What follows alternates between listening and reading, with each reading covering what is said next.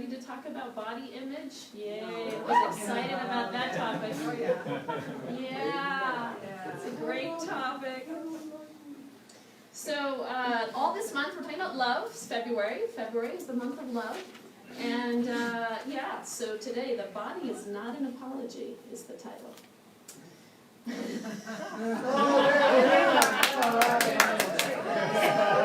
Barbies, I know, right?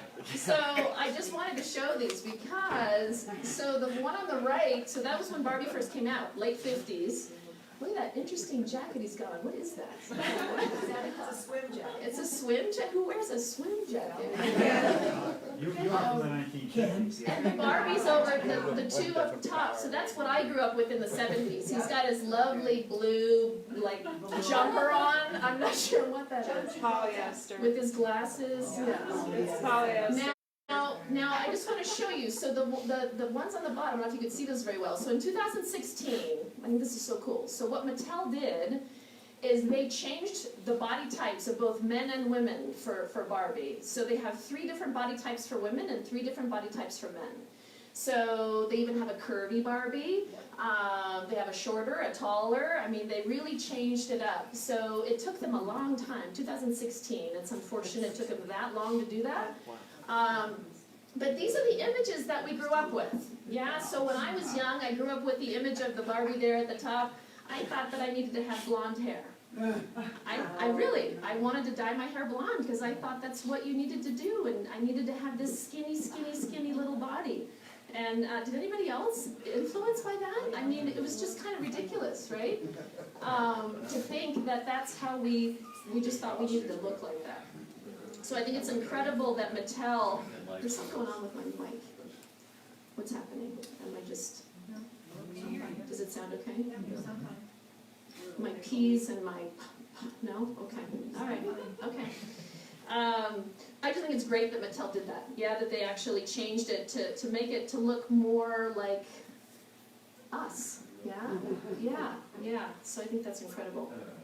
Thank goodness they did that, because it has such an enormous impact on kids growing up. And so, you know, when we're little babies, when we come into the world, we are, we got these chubby little legs, chubby little arms, and we're so adorable. And the babies aren't feeling insecure about who they are. They're running around naked. They don't care that everything is just chubby. And then at some point it shifts. Yeah? At some point you're in school and you're noticing things. It's like, oh, I'm taller than everybody else. Or I'm shorter than everybody else. Or I'm not as thin as everybody else. Or whatever that is. We start to notice my skin color isn't like everyone else. And as we grow and we start to notice these things, and they start to make us feel a little less than. Yeah, we've all experienced that. And you know, kids can be really mean. There's probably not one person in here who hasn't been impacted by the meanness of another child when we were little. Yes? We've all experienced that. When I was in junior high, I'll share a personal story. When I was in junior high, boys were interesting. 14-year-old boys. Oh, such an interesting age. Middle school kids. Yes. They would snap my bra strap, and then they would call me nose. They would call me nose because, you know, when you're in junior high, and everything's like I don't know, certain features are growing more than others, and it's just like, what is happening to my face? So I had a very Roman nose, as my dad called it. And I also had ears that stuck out. My dad said when I was little, I looked like a Volkswagen with the doors open. Oh my God. Lovely thing to say to your child. Yes. So, yeah, he actually said that, yeah. So when I was growing up, I had these insecurities. I had insecurities about my nose. I had insecurities about my ears. And when I was 29, I was engaged to be married. And my dream was to walk down the aisle with my then husband, Eric, and to wear my hair up. Now, I never wore my hair up because it showed my nose, it showed my ears. I just would never do that. I hardly ever went swimming because I was insecure about my image, about my body, about my face. So I had plastic surgery. This is not the nose I was born with. I had my ears pulled back and my nose completely redone. And I did that at 29 in order to be accepted and be beautiful as I walked down the aisle with my then husband. Yeah, you all don't know this. Now you do. Now you do. So I'm sharing that only because, you know, I went to drastic measures to be loved. Drastic measures as a young person. I'm not suggesting that for anyone, yeah? And if I could talk to that 29-year-old now at 51, I would encourage this young woman to embrace who she is, to love who she is. It is what it is. I had the surgery, it's done now. But I wish that I would still have the nose that I was born with and the ears that I was born with. And that I didn't feel the need to change aspects of myself in order to be accepted, in order to be loved. And how many of us do that? Whether we hide ourselves with our clothes or when we look in the mirror. Can any of us stand in a full-length mirror, especially the mirrors at like a Macy's or something? Why do they do that? They've got mirrors here, here, all around. The women are like, yes. And you know, you're trying something on, you're trying not to look at yourself from the side. It's like, oh God, okay, really? Do they have to do this?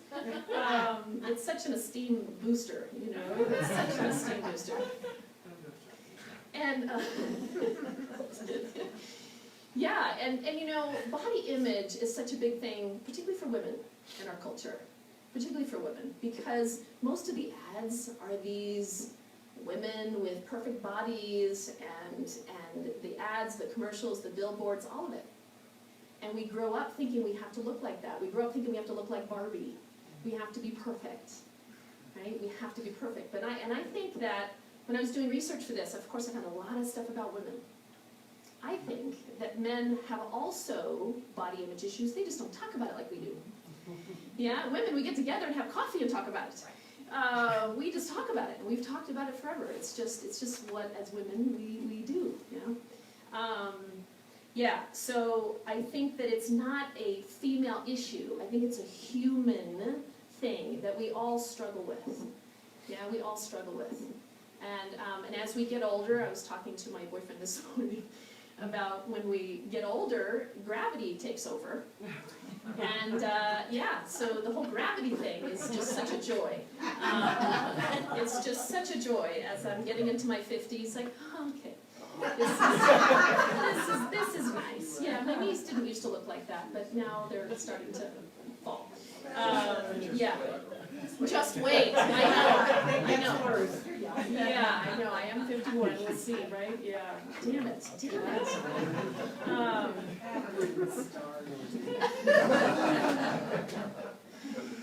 So how do we embrace all that we are? Our bodies as they are, for all that they are. I love what Robert was saying in his song, you know, what if we could see, instead of a body, a soul, our souls. We're walking around with these bodies that are housing these beautiful souls, these divine beings that we are. And we forget that. We forget that. It's more than just using our body to get from point A to point B. It's so much more than that. Our bodies actually house our souls. And our soul is the connection to God. Our soul is that connection to the divine. That is what our bodies are, truly.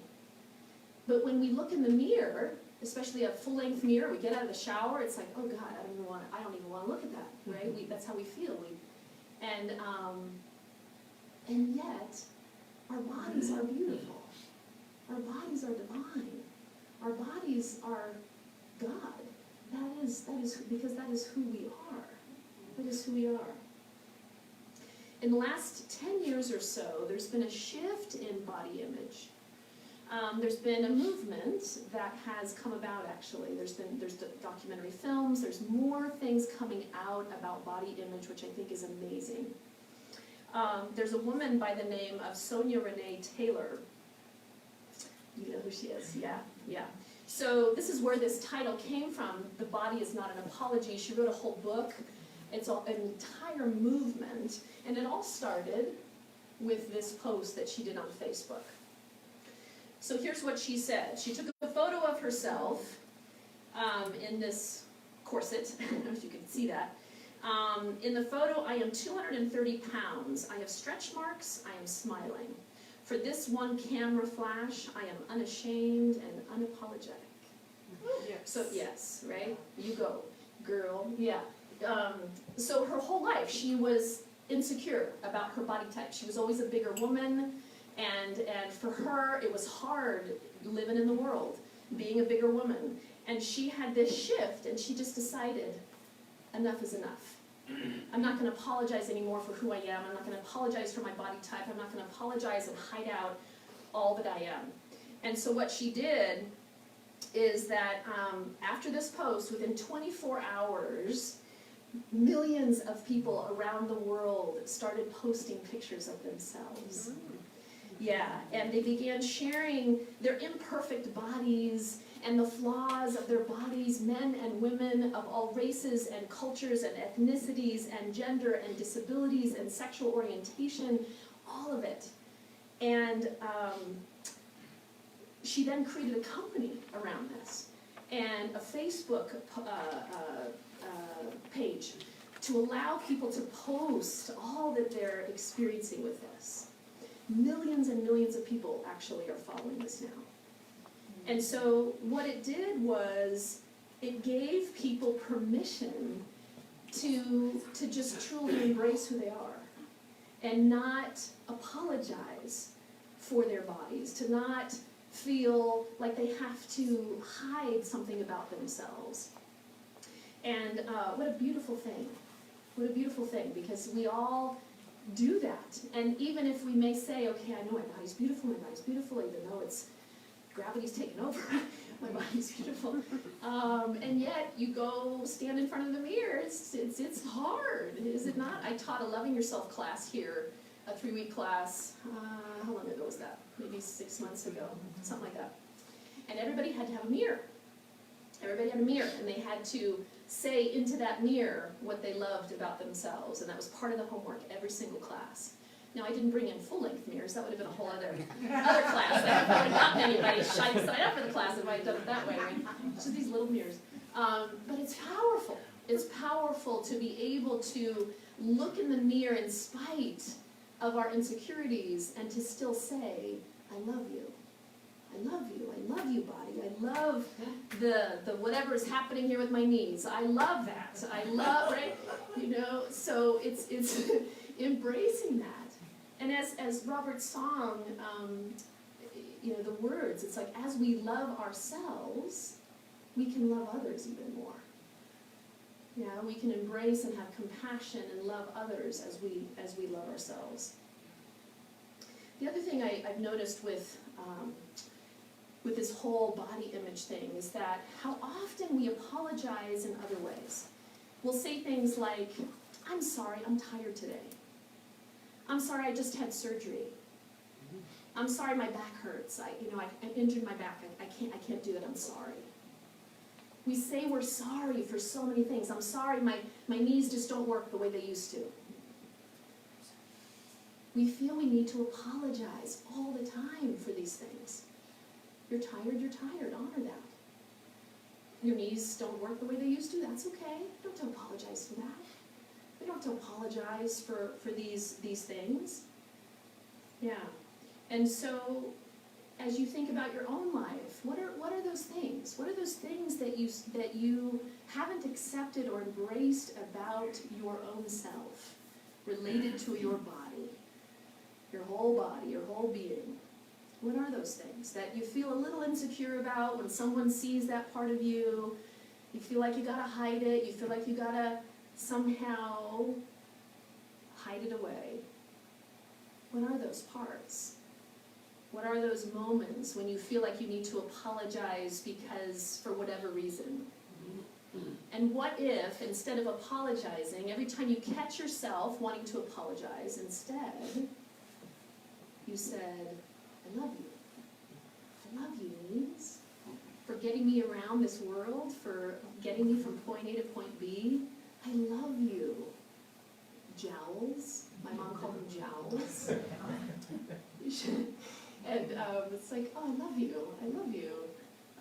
But really, what if instead of whatever that is for you, you shifted it in the moment and even just placing a hand on your heart and just saying, I love you, I love you. Standing in the dressing room at Macy's. I love all of you, I love you. Yeah, yeah. Because, you know, it happens so fast, it happens so fast. We have this negative reaction and this criticism that has been there with us for the last however many years. And it just comes to mind and we don't even realize that it's coming through us. And we've just completely criticized who we are. We've just put ourselves down. We all do it. We all do that. Doesn't matter age, doesn't matter what culture you come from, doesn't matter. We all do that. And so, I'm gonna ask all of us to begin to develop a different relationship with who we are. All that we are. All that we are. Every single one of us has come into this life, has chosen to be here at this time, and we are unique expressions of God. That includes our bodies as well. That includes our bodies. Renee Shannon says this. Sorry, Sonia Renee Shannon. Taylor, Renee, yeah, said, you know what I'm talking about. Okay, same woman that's in the post. Are there scenarios in your life where you ought to apologize? Sure. Apologize for being late. Apologize for making an insensitive, careless joke. Apologize for procrastinating and inconveniencing your colleagues at work. Go right ahead. But the only apology you need to make about your body is this one. Body, I'm sorry I've been cruel to you in the past. I pledge to you, I promise that era is over. No more violence, no more hiding, no more apologies. Yeah. If we stopped apologizing for who we are, if we stopped that very thing, what is available to us is power. Power is available to us. And what I mean by that is that we can then step into a greater energy that is already within us in a way that we couldn't before. Do you get that? That when we can stop apologizing and stop every time we look in the mirror, we can let go of those automatic criticisms. Or when we put our clothes on and it feels a little tight, it's like, oh man, I need to lose weight, or and we stop doing that, and we just started to love ourselves more. I love you, Billy. I love you, I love you. We begin to walk a little differently in the world. We begin to stand a little taller. We begin to have a whole different experience of life and how we relate to other people. Because the more that we love ourselves, the more we can be with others in a way that we couldn't before. Yeah. So truly the body isn't something that we need to ever apologize for, to ever feel badly about. Because we are divine expressions of God. This body is housing a beautiful and extraordinary soul that each of us have. Every single one of us. It's this vehicle that God is driving around, allowing us to connect and expand and grow and have these experiences. What a gift truly our bodies are. But we don't appreciate them. We don't appreciate them. We get up in the morning, we're running through the house, we're trying to get ready, we're running out the door, we're getting in our car, we're doing all the things that we do. And how often do you stop and just say, thank you, body. Thank you for getting me from point A to point B. Thank you for all that you do for me to allow me to express and be in this world. Thank you. How often do we do that? I know I don't. You know, as I write these talks, these are for me too. Because as I write them, I start to become more aware and recognize what's missing in my own life. I'm not standing up here because I got it all figured out. I don't. I'm in it just like the rest of you. I don't like going to Macy's and trying on clothes with all those damn mirrors. I hate it, actually. So, so it's always an opportunity. Life is always presenting us opportunities to then come back to loving and honoring us as the divine. The divine doesn't look at us and say, you need to change that about yourself, about your body. Then I'll love you. If you change this, then I'll love you. If you lose a little weight, then I'll love you. No. There are no conditions. There are absolutely no conditions that the divine places on us. We do that to ourselves. We do that. Yeah. I like this. Truly. Right? Because we think that beauty is thin. We think that beauty looks a certain way. Why can't someone who isn't thin also be beautiful? Why is it that we have to look a certain way to be beautiful? Truly, all of us are beautiful. But our culture has pounded this into us that we have to look a certain way. Here in Colorado, not so much. But where I'm from, California, I lived in Los Angeles for 20 years, where everybody looks like a model, like no kidding. So it's you start to think, I gotta look like that in order to be accepted. Everybody is beautiful. Sonia Renee Taylor also said this: praise the body, for the body is not an apology. The body is deity. The body is God. The body is not to be prayed for, it is to be prayed to. Yeah. I love that. Because it's praying to our bodies. Not for, and yes, pray for your body if you have an injury or something, certainly. We talk about prayer, we honor prayer in our teachings. But what if you prayed to it and actually honored this, for what it is and for what it isn't? For all of it. Yeah. Focusing on what we appreciate. Right now, think about, what do you appreciate about your body? Not just because it gets you from point A to point B, yes, that's true. But actually, what is something you appreciate about your physical body?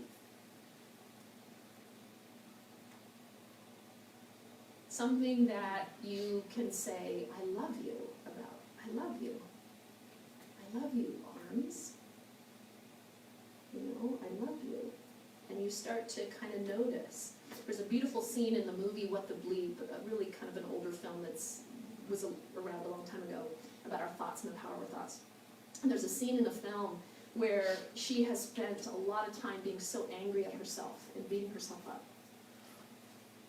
And then she finally shifts that. And there's a scene where she's in the bathroom and she has this pen. And she begins to write on her body. She's drawing hearts and messages of love to her body, all over her body. It's quite beautiful. If I could, I would have given you all pens to write on yourself. That would be appropriate. But yeah, just the idea of that. The idea of appreciating. Next time you get out of the shower, as hard as it is, I know, or the next time you're at Macy's or whatever, it's like, okay, body, when you stand in front of the mirror and you love yourself, just say, I love you. It's going to be really hard. Just say, I love you. I love you. I love you. I love this quote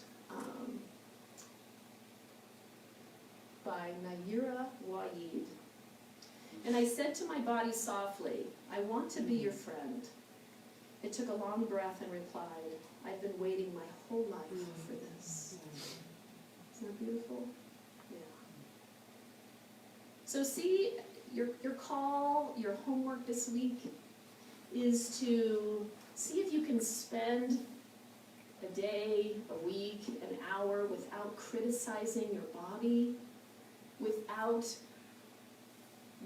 having some negative something about your body, and instead when you notice that, say, I love you instead. I love you.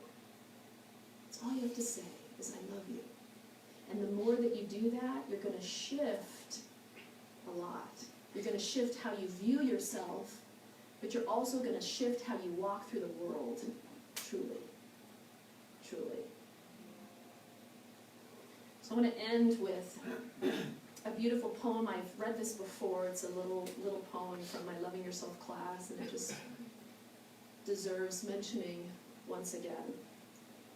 The universe took its time on you, crafted you precisely, so you could offer the world something distinct from everyone else. So when you doubt how you were created, you doubt an energy greater than us both.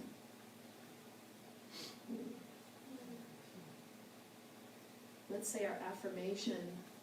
I'm going to say it out loud. I realize I didn't put it up on the screen. I'm going to have you close your eyes for a second. I'm going to read this and just take it in. Just take it in one last time. My body, exactly as it is a glorious instrument of the divine. I take pride in and revel in the perfection that is my body now. So just breathing that in one more time. As we move into prayer, I ask practitioners to stand in high consciousness. Oh. And so, as we breathe into this moment, we recognize our bodies as beautiful. I am knowing right here, right now, that we stop apologizing for who we are, for any aspect of our being, for it is divine, for it is perfect, all of it. For whatever gravity is doing to it, we embrace that. And we say, thank you, God, for all that I am. For I am a perfection. I'm the perfection that is God. I am filled with spirit. I am filled with a soul that is expansive and filled with love and light and joy. And my body allows me to carry that through the world. And I honor that. I honor all that I am. And I bless all that I am. And I love all that I am. And as I go out into the week that is ahead, I am knowing right here, right now, that every single person is perhaps looking at their body in a new way and saying, I love you, in a new way, and appreciating their body in a new way. And so I just give thanks for this. I give thanks for this opportunity to be reminded of the beauty that each of us are, for the God that we are. And right here, right now, as I complete this prayer, I also want to bring in a special prayer for John Walter, Lori's husband, who just recently had surgery replacing his hips. And so I just want to bring into this moment energy for him as he is continuing to recover so beautifully at home. And so we just hold a prayer for his recovery and know that he is recovering perfectly, that pain is subsiding, that he is able to move in a way that he wasn't able to move before. And I'm just knowing that God's grace is surrounding him and holding him as he is recovering at home. So we hold him in this light, we hold him in this love, and we bless him on his healing journey as we know that divine intelligence that knows all things is right there with him. And so we give thanks for all of this. We give thanks for this beloved community and all that it is. And we just release this, knowing it is done, knowing it is absolutely so. And we just say, thank you, God. Thank you, life. And so it is. So it is.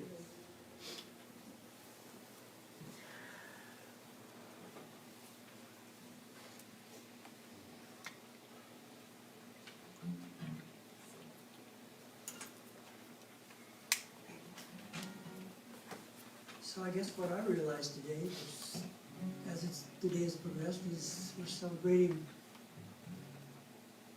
spiritual powerful, beautiful women. My friend Reverend Dr. Donna Michael. I love myself so much. And Lisa Farrell. And Sonia. And Renee. And I have another friend who, same kind of person. She wrote this song.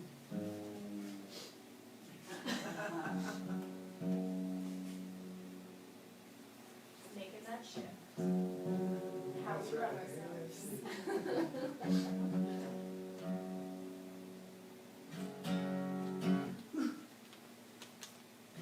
See, the strings, they're not just like, you can actually change them. This song was written by my friend Janice Stanfield. I don't know if any of you know who she is, but another powerful, beautiful, wonderful woman.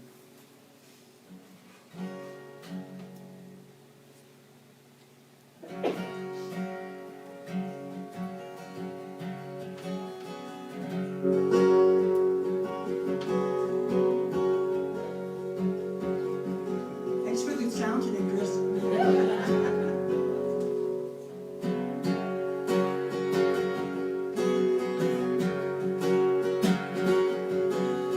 Look into a child's eyes. Tell me what you see. Reflections of the hopes and dreams we're here to be. We are born for greatness. Everyday greatness. Born for greatness. Every day. Hey.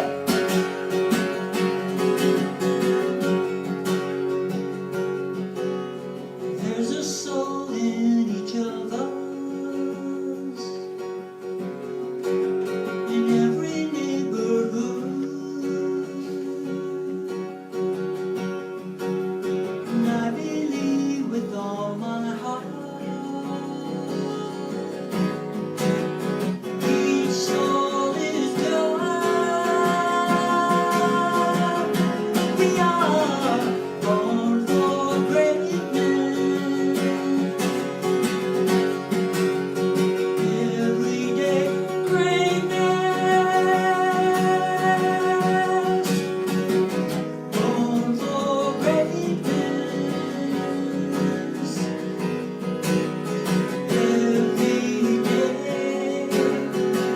Every day. Hey.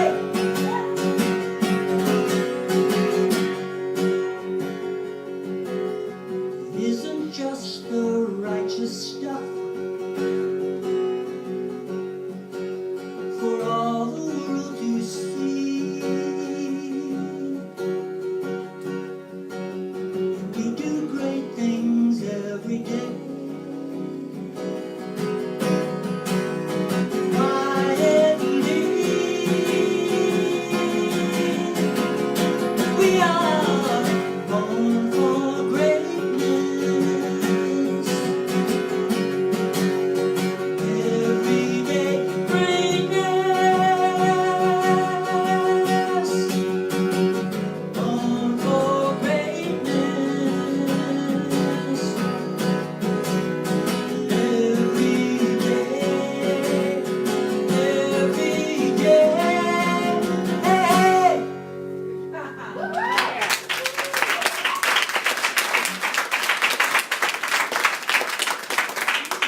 Great song choices, awesome. So everyone, it's our time and our service for our love offerings and our tithes and our gifts. Thank you so much for all that you give to our community. I just want to keep reminding us that we can text, so if you